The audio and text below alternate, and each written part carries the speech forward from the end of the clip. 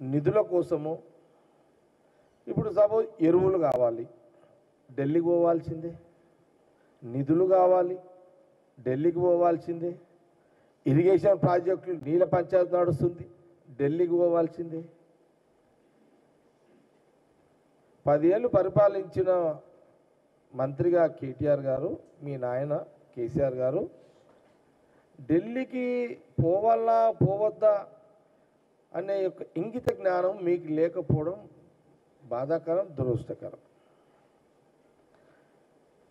ఏముంటుంది ఆడ ముఖ్యమంత్రిగా 1కి 4 సార్లు ఢిల్లీకి పోయి ప్రధానమంత్రిని కన్సల్ట్, ఇరిగేషన్ మినిస్టర్ను, సివిల్ సప్లై మినిస్టర్ను, లేకపోతే ఆర్థిక శాఖ మినిస్టర్ను,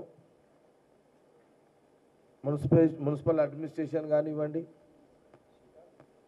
ఇవన్నీ